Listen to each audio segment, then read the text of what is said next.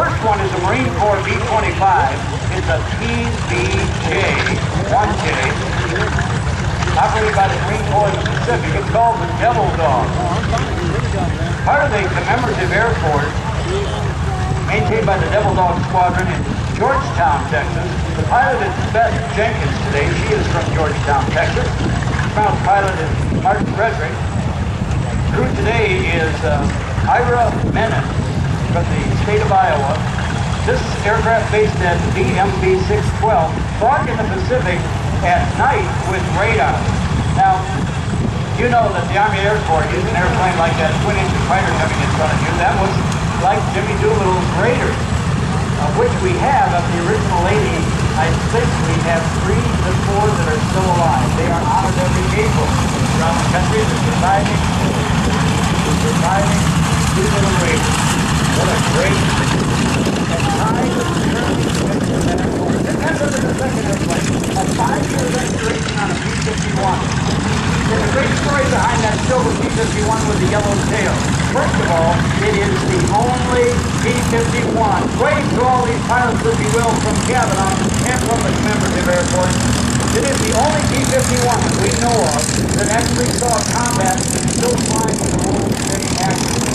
One of the times, the son of the pilot who actually flew it is called the Brat, Roman numeral 3. The son got a hold of the Cavanaugh Museum and said, my dad flew that airplane.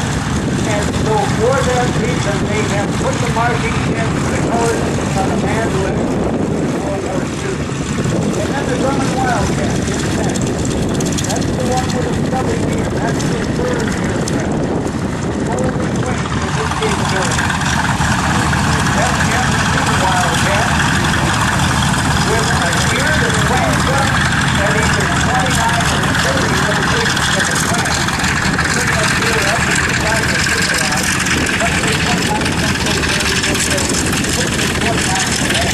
Those are the General Motors coming in, the license by Plummer. Now the third airplane coming in with a tail hook on it. Well, ladies and gentlemen, that was the time that was flown by George Bush in World War II.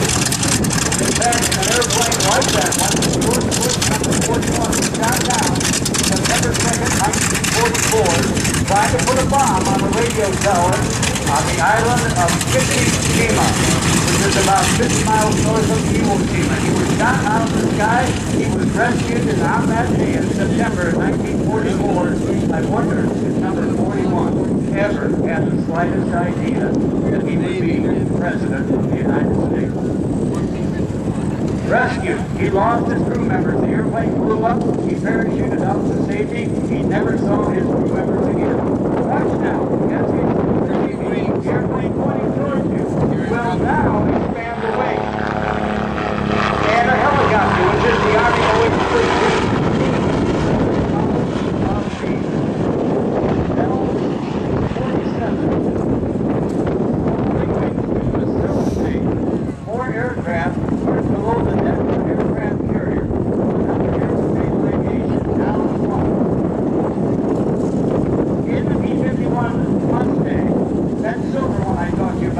That's Cavanaugh. In the TBM Avenger, the George Bush airplane, it's just Sergeant. The airplane that just unfolded the wings for you. Built by the Douglas Company. That was Ronnie Gardner doing the wings unfolding for you. In the General Motors, here, Wildcat, that was Stuart Wilson along. He lived next to a training base, maybe somewhere in Texas, Florida, or anywhere across the country. You turned on your Cavanaugh against the radio, and after you warmed up, this was 200 years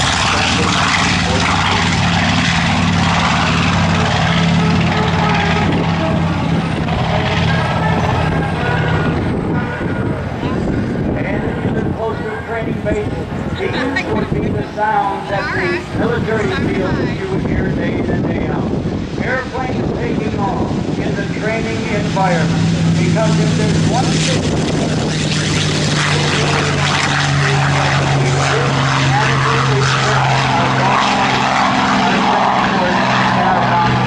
that was going to change. Before a pilot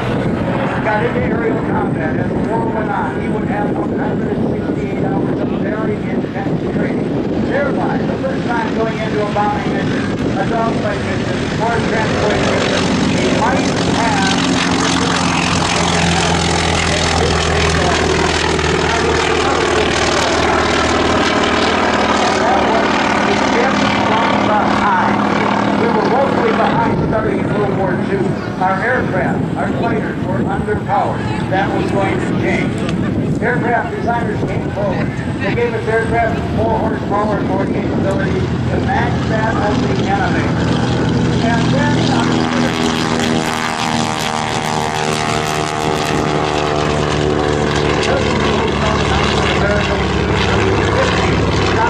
combat planes a year. Few people believed it. In fact, Vice Marshal Herman Göring publicly scoffed at Roosevelt's prediction.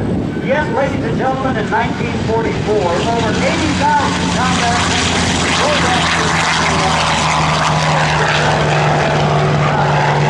was still accelerated. President Roosevelt's unbelievable prediction had been exceeded by 50%. Now, ladies and gentlemen, that was not done with slave labor or with forced labor. With all able-bodied men out fighting the war in the Pacific and in Europe, it left the older men and the young boys in ships. It was the females who went into the factories. They were known as Rosie the Riveter, and under dark and dank and dangerous and repetitious work, they got the war machines to the men who were able to end the war as soon as not possible. Our men always must again. It is typical of the latest generation where you give the men who went to World War II a big round of applause for the miracle that they did. The nation was united, and the gals, the ladies, did their job. I only learned a couple of years ago that this answer is fact. Rosie the Riveter was named after a Kentucky native, Roswell Monroe, that left Kentucky and went to work for Henry Ford at one of his defense plants in Ypsilanti Township in southeastern Michigan. That was where the name came from. But the poster was a caricature of an actual person who I found out grew up in my hometown of Ann Arbor, Michigan. She was Geraldine Doyle. A photographer came in during wartime, and she was beautiful. He was taken by her. He took her photo. Her features, and that was an actual person. Never knew that until the mid-80s that she was actually Rosie the Riveter. She went on to live a normal life. She had worked in a defense plant for 2 weeks. Then one of her colleagues got her hand smashed in a production stamping machine, and Geraldine Doyle was a cellist. She said, I can't go on with this. She went back to work in a drugstore on the campus of the University of Michigan in Ann Arbor. She met a dentist. The war ended, and they lived a normal, happy life. When she found out that she was actually Rosie the Riveter, she went on a speaking tour. She would not take any money. She would not take any money for any of her work, her civic work. She said it was the least we could do. I was proud to be a small part of it. The reason I found out was just last year, New Year's Eve, and her obituary was in the Miami Herald. And it unfolded in front of me, and what a typical story. It was cooperation on everybody's part. Now, we talked to you about the history, about Rosie the Riveter, and the great work that the females did to be able to bring our pilots home. Now, the various different kinds of aircraft, Skyraider is back on the ground again. That airplane, taxiing in front of you, came out from Douglas Aircraft too late for World War II. First flew in 1946, but boy did it do well in Korea, and it went on to do well in Vietnam as well.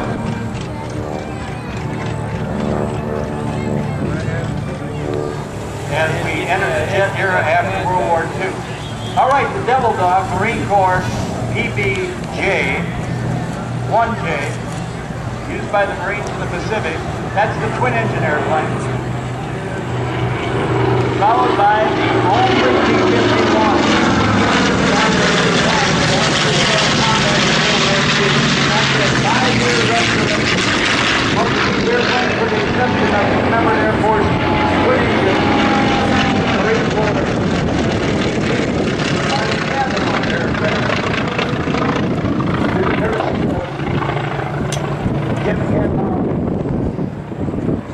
Addison Airport open just about every day of the year probably with the exception of Thanksgiving and Christmas.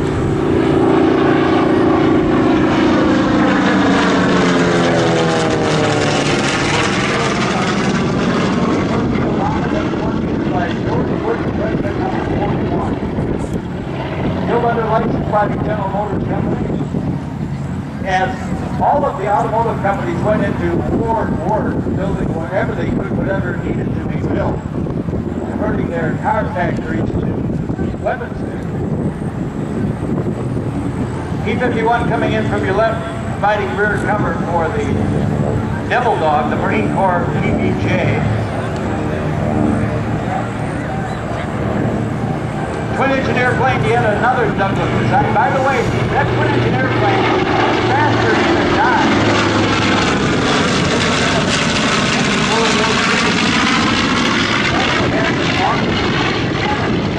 It was later developed way off and done by the maintenance sergeants way out in the field.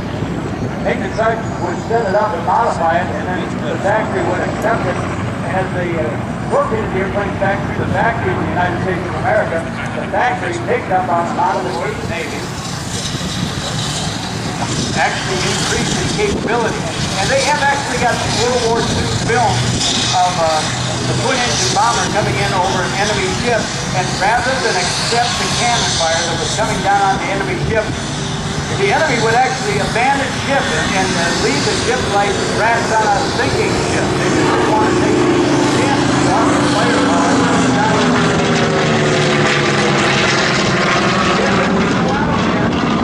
Now, F-6 fighters and him would be the designation of the contractor, and M always meant General Motors. So look at the aircraft right there, the donation going over our right shoulder. Even though they were from design, Jason and built a P-51. Well, get a load of this. Look over your left shoulder.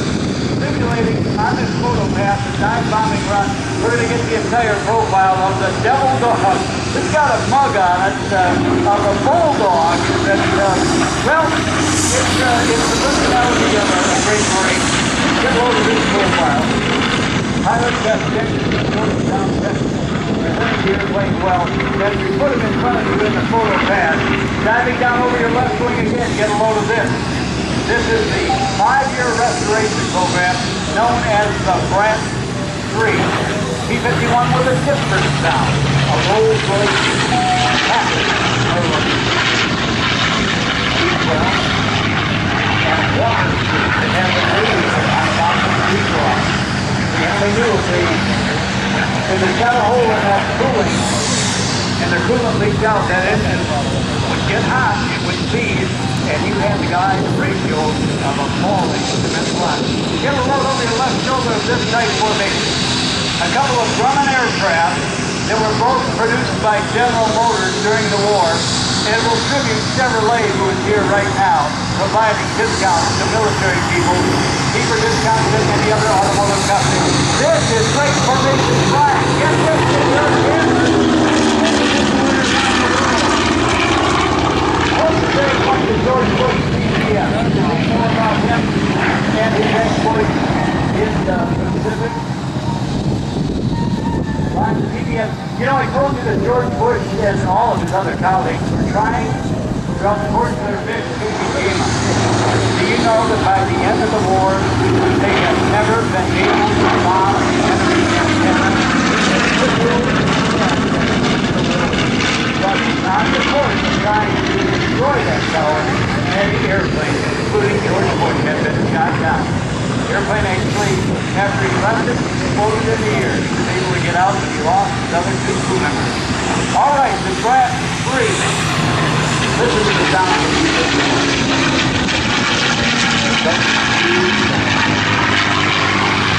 Designed that engine from Rolls-Royce, the involved suburban engine. The factory motor car company of Detroit, Michigan made many improvements to that engine. Was able to mass produce the engine. Thus reduced the number of moving parts, and by the way, they shared all of their technical improvements with the Rolls-Royce company. Why? Because Brits were our allies, and we were trying to end the war. Whatever you can do to end the war, you do, you share.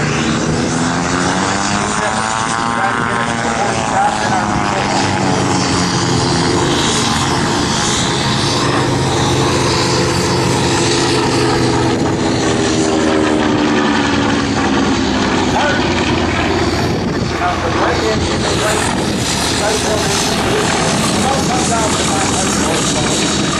was the Eastern Aircraft Division of General Motors responsible for these aircraft. Of course, it was General Motors behind it.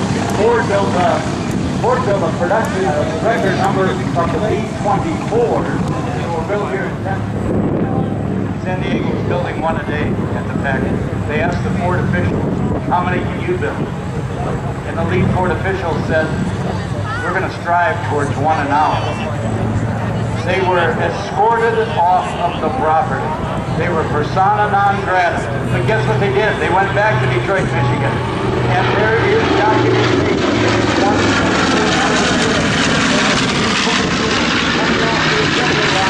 Every 55 minutes. They did what they told the consolidated they would do. And they told them this work is made it work. And the more machinery you can get in the air to destroy Hitler's war machine, the better off you can be. And it was the B-24s that in fact were responsible for the whole oil and the Marines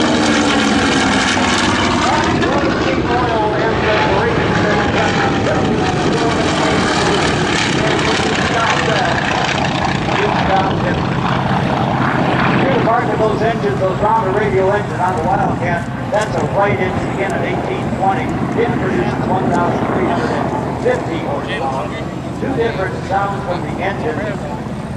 One is that smooth purr of the Rolls-Royce Merlin after it's flown by our pilots, including the Tuskegee Airmen, who have a display here. Those were the African-American pilots.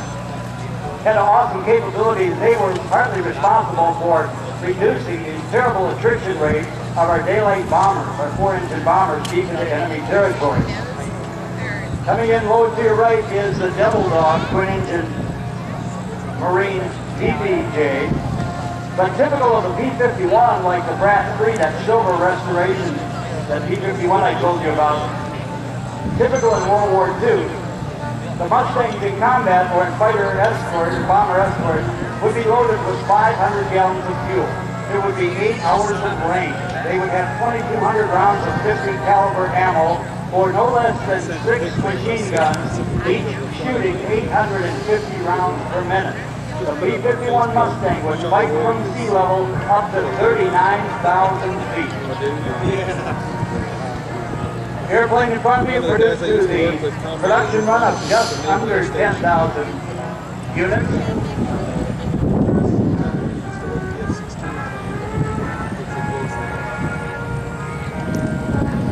All right, now we've been talking about the Mustangs and the Grumman aircraft and the Douglas aircraft. We're going to get a high-speed run by the P-51 Mustang as we continue to recover the Cavanaugh aircraft. Thank you, Jim Cavanaugh. Thank you to all the pilots that I presented to you, ladies and gentlemen. Thanks for the generosity. There's the P-51 on the scene attack. Watch and listen.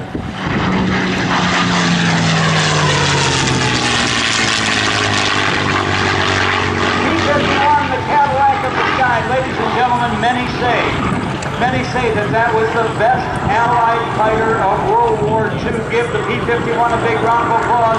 You may not agree. That is not my opinion, but that's what people think in California.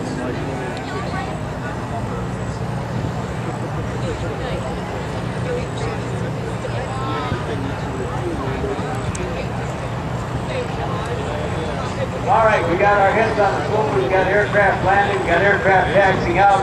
Coming in from your right. Look to your left now towards Fort Worth. Here comes the P-51 Mustang again. Look at the bottom of the fuselage. That is the safety gear. That's where the cooling is. You know how innovative that was? That cooling radiator and the scoop that resulted from it actually created thrust. It's called the Meredith effect. Rather than being a drag item, they took the heated air that was compressed and they forced it out a small opening at the rear. What is that? That's a basic version of a jet engine. They got 300 pounds of thrust, but at least it didn't negate the scoop, it augmented the scoop. So it wasn't a slowing device, it was actually a speed up device. Now as the Mustang comes in from your right, look out at the F-16s of the Thunderbird. Look at the scoop below the fuselage. Now between the top of the scoop aircraft, and the bottom of the fuselage is a gutter or a separation. Look at the P-51, and you will see the same design. Before that gutter on the P-51 flying in front of you now, air got turbulent in front of that radiator, and it wouldn't smoothly close the radiator. And they keep it up. When they put that gutter in there, they were able to smooth out the incoming air. They negated their problem. It solved the problem, and we're using that today on the Lockheed Martin, formerly General Dynamics F-16. So we owe that to Judge Gildenberger and his great designers, and that tradition carries on. Give that group a big round of applause too. That's discovery that's still taking place and making a difference today. And that's what America's all about. And we are celebrating the greatest generation, ladies and gentlemen, each and every day, the men and women who were part of World War II.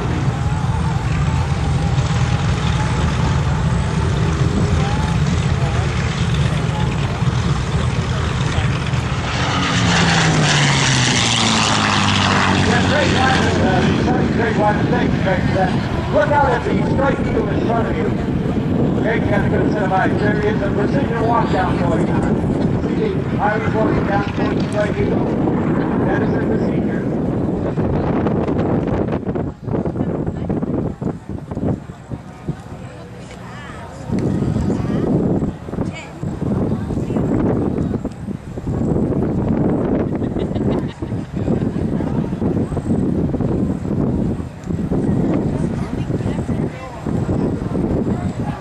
As our P-51 is landing, we're about ready to send another great World War II airplane named into the air with the traditional Roman numeral.